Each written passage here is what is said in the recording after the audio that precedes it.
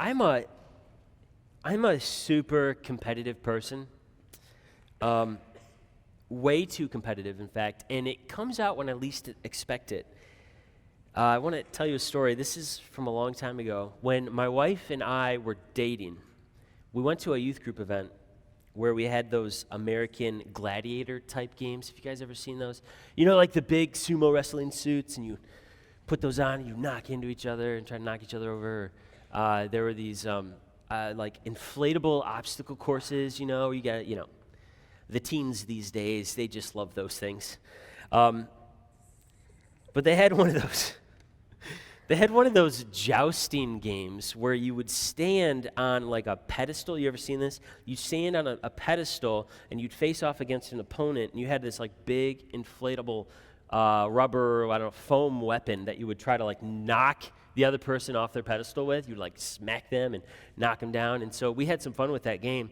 But then at one point, my future wife and I wanted to face off against each other. And so we're getting ready. We're getting they had like these protective headgear helmets things that you would put on.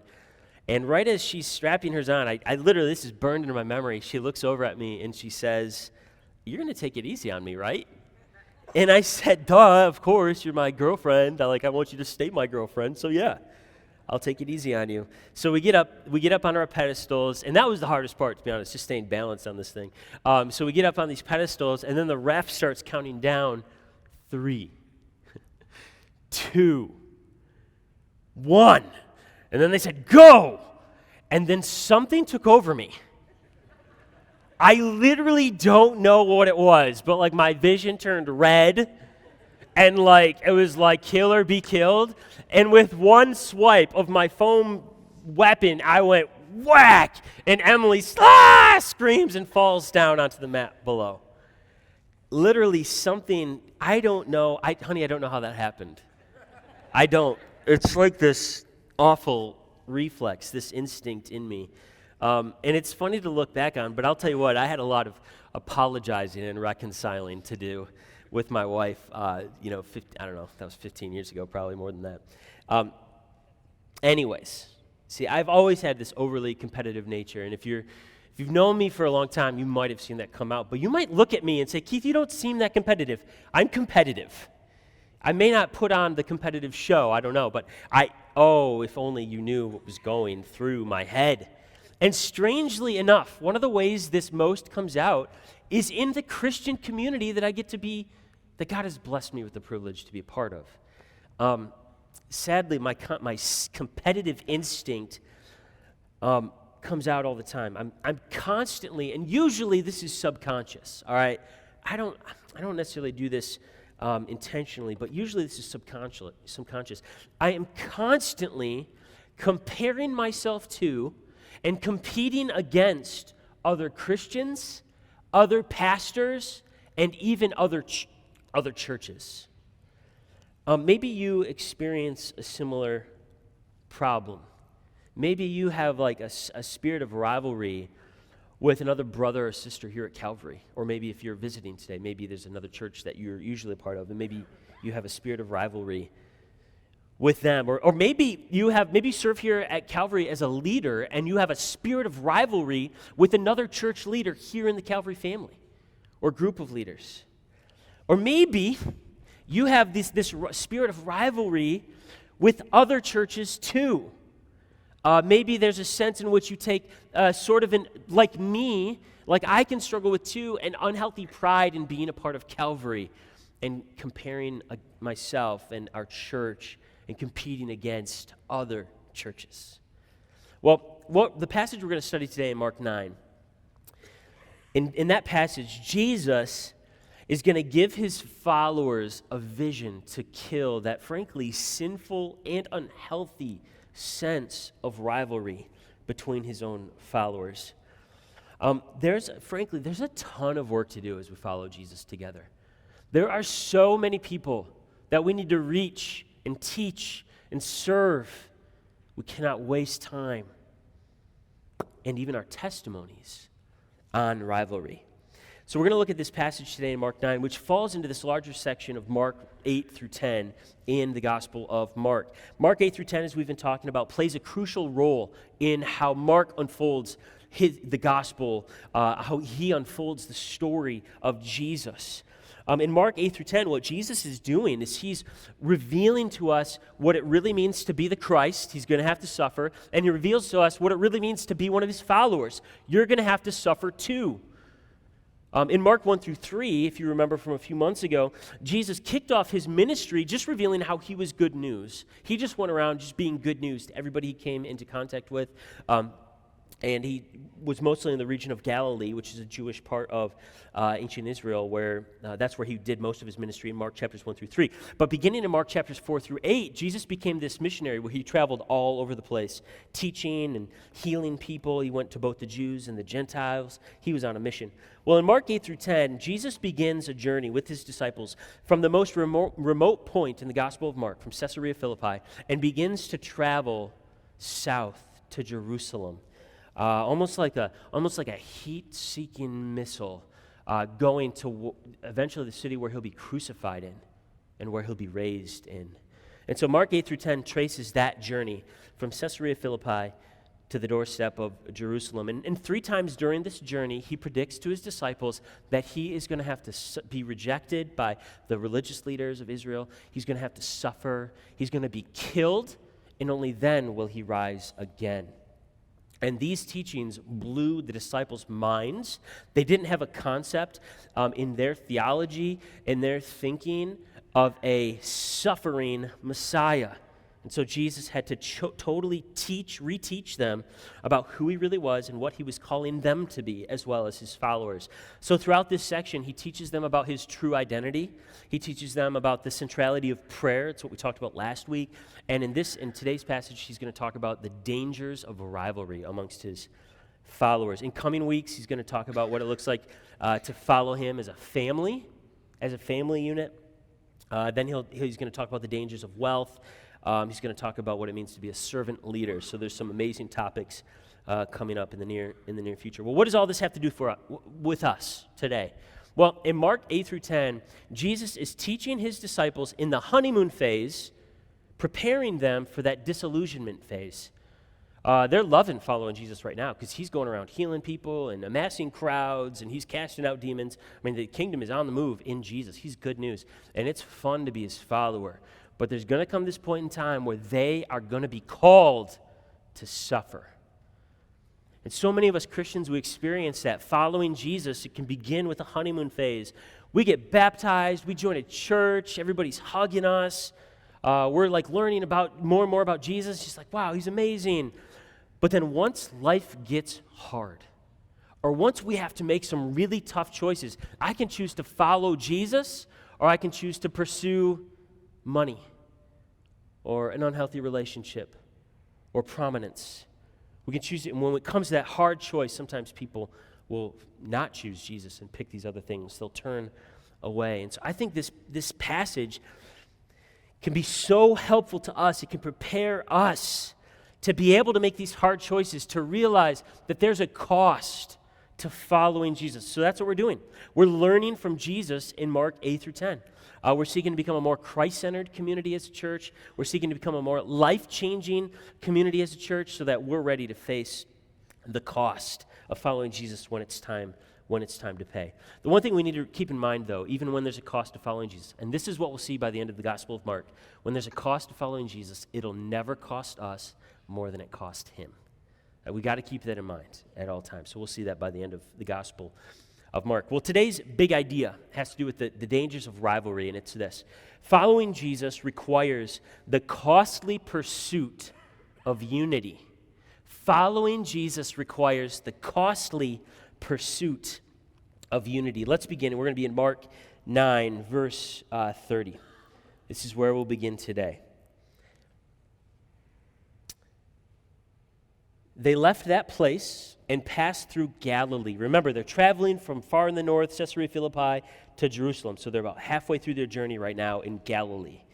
They left that place and passed through Galilee. Jesus did not want anyone to know where they were because he was teaching his disciples. That's one of the things we see in Mark 8 through 10 is Jesus tries to keep the crowds away so he can spend concentrated time teaching his disciples, preparing them for the cost of following him. And he said to them, the Son of Man is going to be delivered into the hands of men. They will kill him, and after 3 days, he will rise. This is the second of 3 times where Jesus predicts that he is going to have to suffer and die in Mark 8 through 10. And this one in particular seems to emphasize the betrayal and conspiracy, the betrayal of Jesus and the conspiracy against Jesus that the religious leaders are involved in. It talks about how the Son of Man will be delivered into the hands of men, and men who will kill him. Men who will kill him. And I think this might be significant because in the following verses, Jesus is going to tell us about broken human relationships, or specifically, how in his kingdom, broken human relationships can be mended. So I think Jesus emphasizes this aspect of the suffering that's to come for him, that he's going to be delivered, handed over, betrayed by one of his own into the hands of men who will kill him. Jesus is emphasizing the relational suffering he's going to have to go through. Jesus wants us to know that he's not immune to the effects that sin, pride, and selfishness has on human relationships. Well, Mark continues the story, verse 32. But they did not understand what he meant and were afraid to ask him about it. So that each of the 3 times where Jesus predicts his suffering in Mark 8 through 10, every single time the disciples are either confused or they reject it or they misunderstand it in some way. And here they're once again showing how dense they are. And in fact, here's what they were afraid to ask him about it. They came to, verse 33, they came to Capernaum. When he was in the house, he asked them, what were you arguing about on the road? Apparently they were arguing about something. Jesus wanted to know what they were arguing about. But they kept quiet because on the way, remember, Jesus had just predicted that he's going to be betrayed and killed by people. On the way, they had argued about who was the greatest. So here you've got Jesus talking about how he's gonna die, he's gonna suffer, he's gonna give himself as a servant. And here's the disciples arguing about who's the most important. The disciples here are they're like anybody here into slapstick comedy? Anybody like Larry, Curly, and Moe? You guys remember that? The Three Stooges from like way back in the day? Or, some of those funny slapstick comedians. They remind me of the disciples in the Gospel of Mark. They're just constantly confused, lost. It's almost humorous in how they just don't get who Jesus is over and over and over again. If it wasn't so like real and important, it would be laughable at how little they understand Jesus. One commentator wondered if this argument about who is the greatest, maybe it came from the fact that Jesus had selected 3 disciples, Peter, James, and John, to accompany up that mountain where he was transfigured, where he was transformed before their very eyes, and they were able to see a glimpse of his divinity somehow. Like in that moment, they saw Jesus. He was glowing, bright white, and they saw, and God spoke from heaven and said, "This is my son, listen to him." And one commentator suggested that maybe this argument had broken out because those 3 disciples had been given the privilege of witnessing that, and the others hadn't. Maybe Peter, James, and John, this is speculation, but maybe Peter, James, and John were thinking, man, we must be the top dogs of this group. Look what we got to do. Look what we got to experience. Maybe the fight had broken out because of that. Well, we don't know for sure. But what we do know is that we can relate, right, to that fight and that struggle for prominence, wanting to feel or seem important, wanting to be the greatest. Jesus is going to teach them about this. Verse 35. Sitting down, Jesus called the 12 and said, "Anyone who wants to be first must be the very last and the servant of all." He took a child whom he placed among them. Taking the child in his arms, he said to them, "Whoever welcomes one of these little children in my name welcomes me. And whoever welcomes me does not welcome me, but the one who sent me." And Jesus is going to respond here to his disciples' argument about prominence with a stunning lesson about a little child. Jesus takes this child, and children had no social value in Jesus' day. Jesus takes this child, who is the least important person in his society, and he gathers him up in his arms, or her, gathers her up in his arms, and says, "I identify with this child. If you welcome this little child, it's like you're welcoming me. In fact, it's like you're welcoming God himself if you welcome this little child." Now, when we think about children today, we primarily think about kids, perhaps, in terms of their innocence or their vulnerability. That is not how people in the first century thought about children. In fact, thinking about children as vulnerable and innocent and needing protection, special protection and care, that's a Christ-like way to think. The only reason our culture really thinks like that today is because of Christ's influence on us over time. So we can give thanks to him for doing that. Because imagine the brutal society we would have if we still thought like they did in the first century. And perhaps even an issue like abortion still exposes that we don't fully understand the importance and the value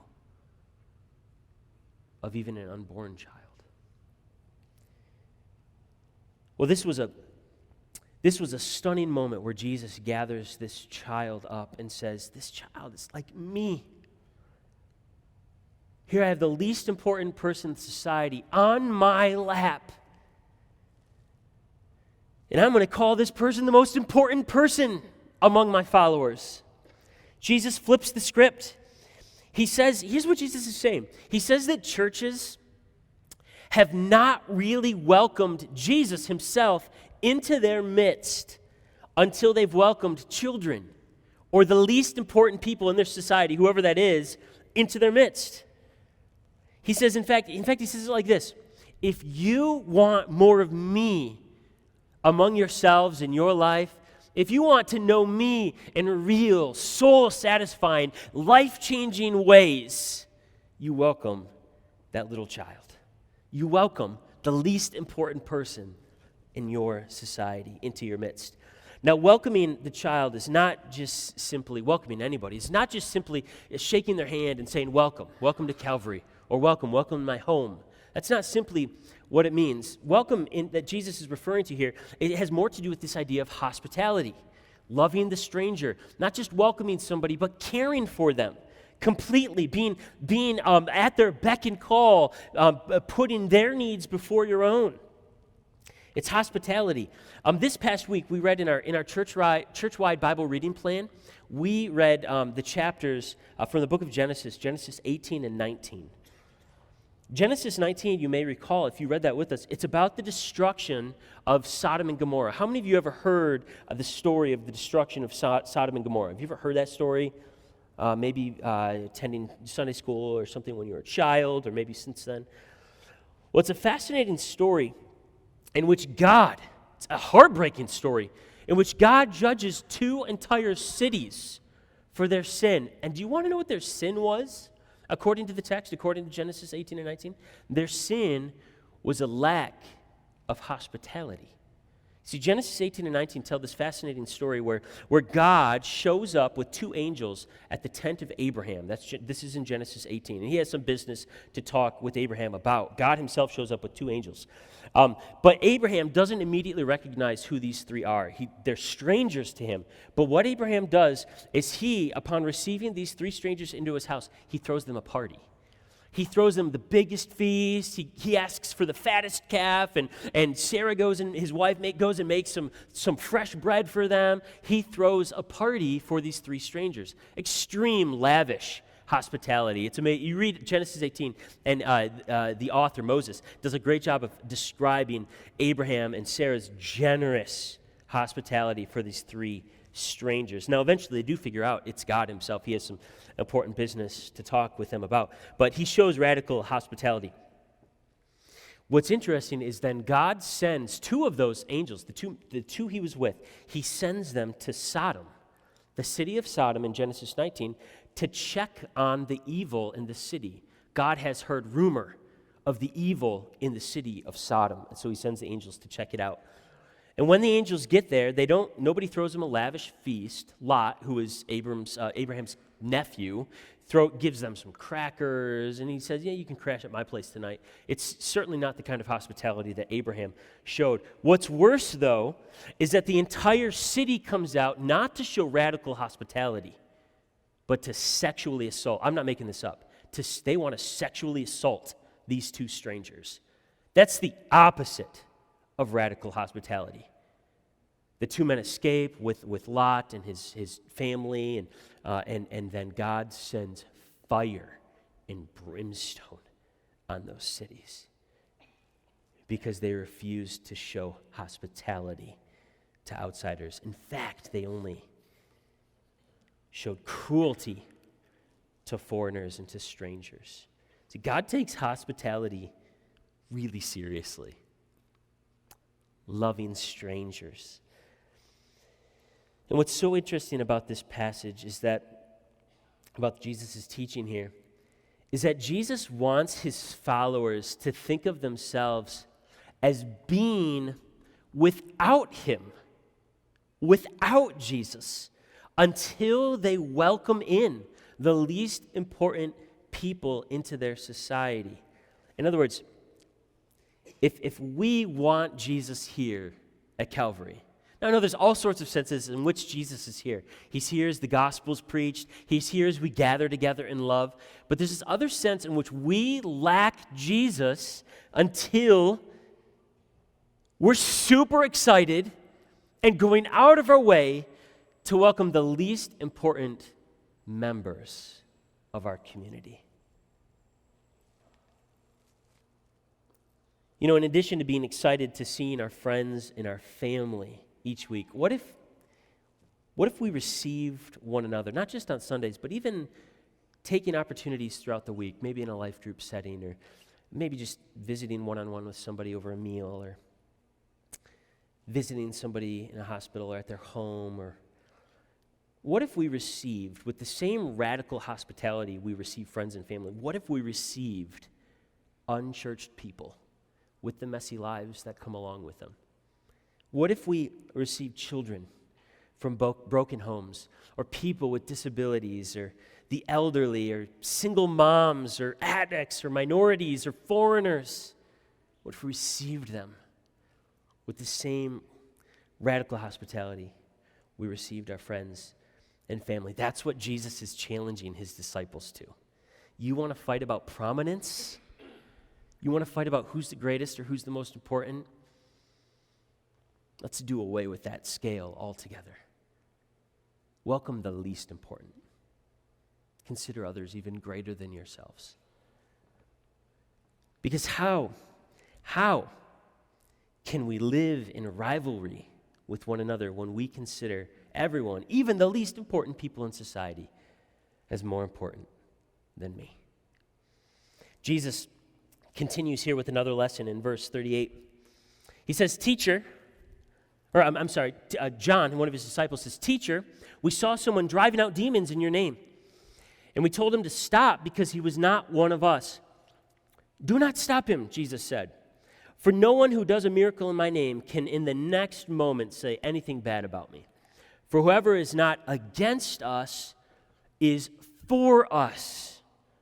You see, the costly pursuit of unity has more to do than just with unity in relationships and servanthood in a church family. It also goes beyond the boundaries of a church family to all of the local churches or groups of Christians within a city or within a community.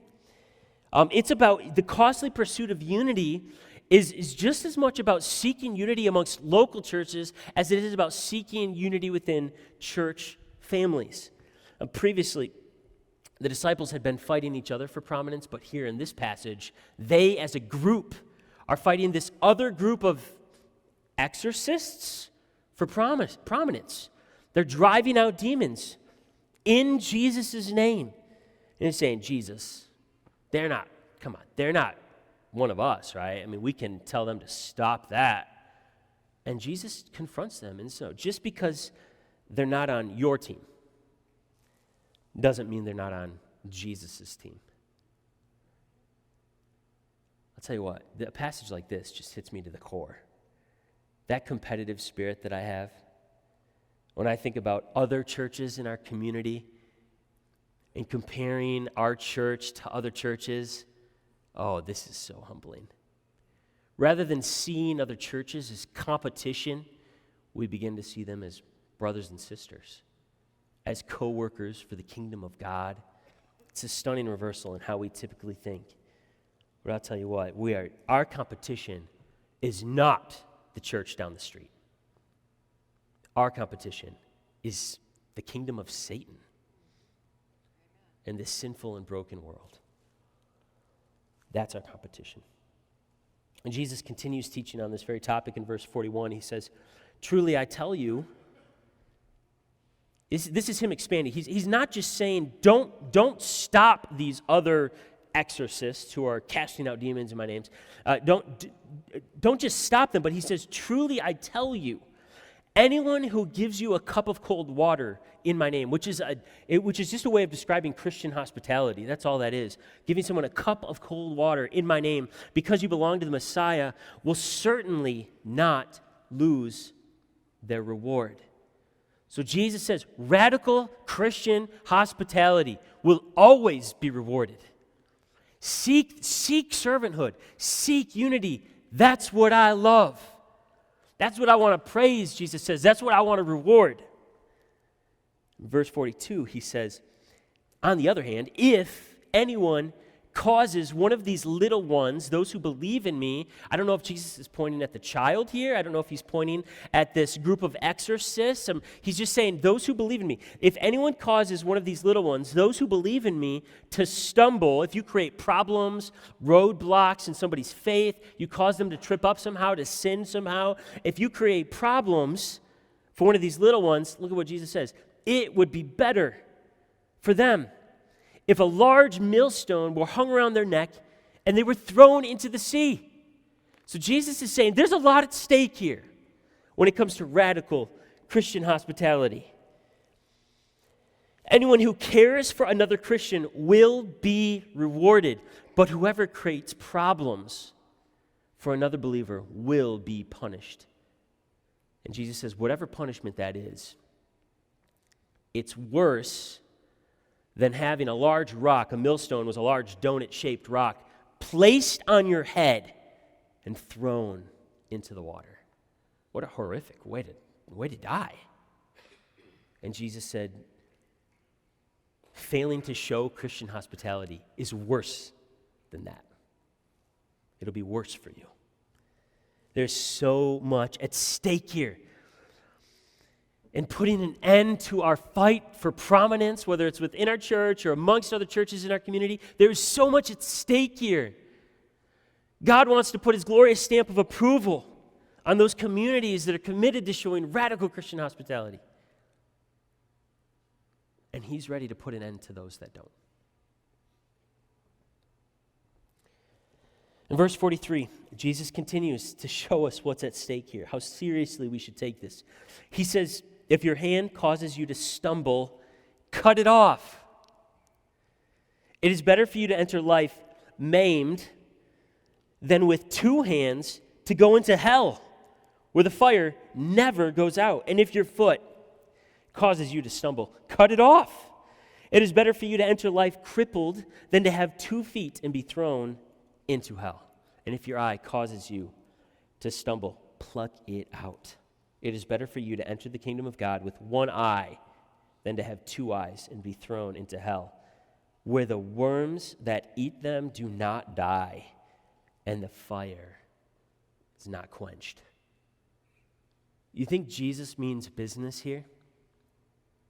Jesus uses language like this elsewhere. In Matthew 5, Jesus uses the same way of talking. It's better to cut off your hand than to go to hell. It's better to cut off your foot or gouge out your eye than to go to hell. But in that passage, he's talking about, it happens in the context of sexual sin. Jesus says that you must not look at another woman lustfully.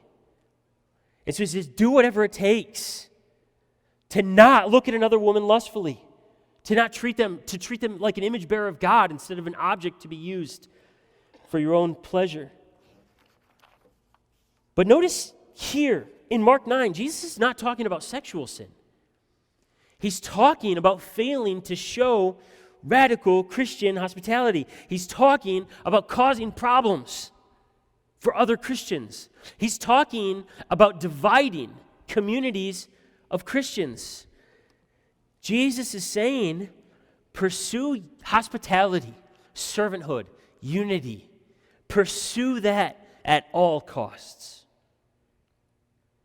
You see, unity has a cost. We have to give up our pride, our independence, our preferences, our gifts, our desire for recognition. Pursuing unity in the name of Christ has a cost. Jesus closes in teaching a very, very confusing saying here in verse 49. He says, remember, he's just gotten done, talked about how the fire is not quenched in hell. You don't want to go to hell, so don't cause other people to stumble. And he says, everyone will be salted with fire. Salt is good, but if it loses its saltiness, how can you make it salty again? Have salt among yourselves and be at peace with each other. The phrase, everyone will be salted with fire, is very difficult. And there's many different takes on this phrase. Probably the best view that I've seen or read. In Leviticus chapter 2, this is in the Old Testament, in Leviticus chapter 2, verse 13, there's this command that whenever the people of ancient Israel bring a grain offering, a sacrifice to the Lord, they're to salt it. They're to salt the sacrifice. And so some commentators look at this and they don't, man, where is Jesus coming from with this? Salted with fire. Everyone will be salted with fire. Well, perhaps here's what Jesus is meaning in this context, is every time we show radical hospitality, and every time we do whatever it takes to not cause another Christian to stumble, every time we do that, we're offering ourselves to God as a sacrifice. And this is the call on every Christian's life. If you're going to follow Jesus, this is what he expects from us. And that's costly. We have to give up our own pride, our agendas, our egos, our preferences in order to pursue that. It's costly, especially as we reach out to the least important people, or at least what the world considers the least important people in our society. And so Jesus is making his final plea here. Remember, this story started when the disciples were arguing about who was the greatest, and Jesus closes this section by saying, be at peace with each other. Don't fight for prominence. Instead, put yourself at the bottom. Consider everybody else more important. Put their needs ahead of your own, instead of arguing over who's the best. In fact, this is what Jesus is saying makes Christians salty or distinct. Elsewhere in the scriptures in Matthew 5, again, Jesus uses salt as a metaphor for what makes Christians distinct from the world. If Christians fail to lose what makes them unique or distinct, what good are they?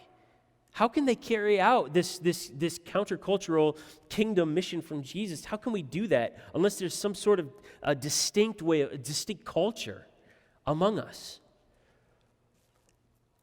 And Jesus is saying here, one of the biggest differences between the blood-bought church of God and the broken, dying world of Satan is that in the church, we've stopped fighting over prominence and instead gladly receive with radical hospitality even the least. That's what makes us different. You see, following Jesus requires the costly pursuit of unity. Earlier, I mentioned how much I struggle with this very concept. Sinfully so.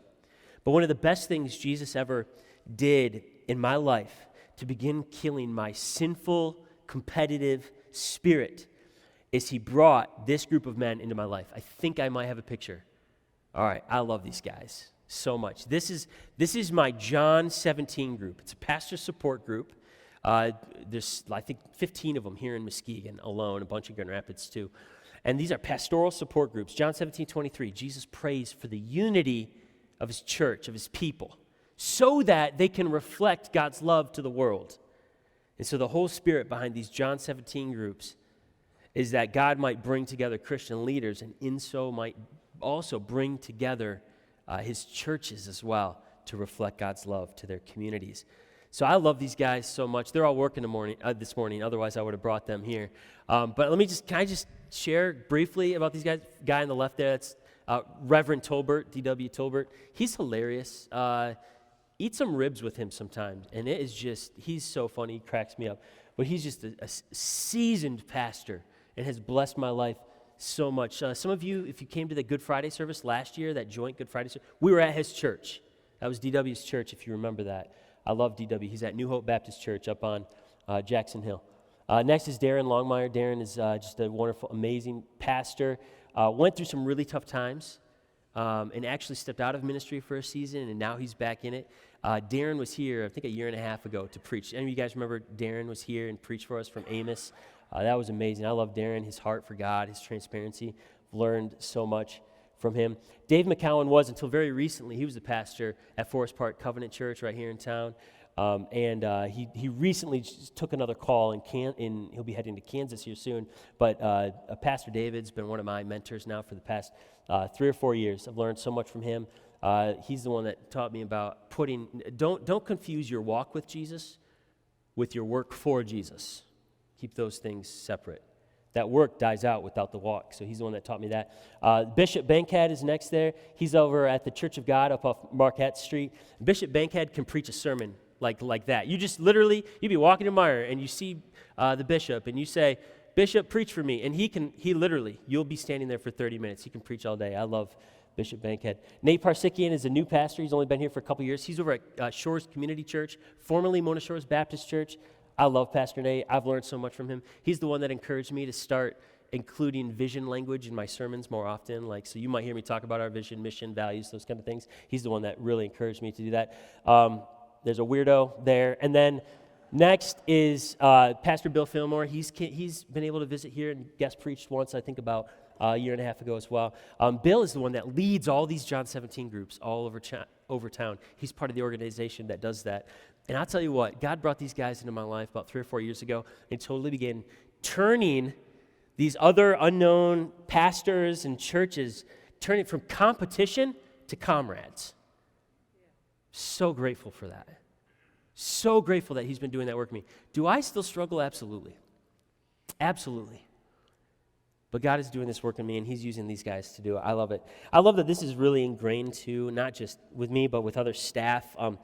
Pastor Jason, who's our youth pastor, and Rebecca, who's our children's director, they're both involved in youth and kids ministry networks in town. I just love that so much, that they have a heart to see all the people of God unified in Muskegon, and we're working to that end.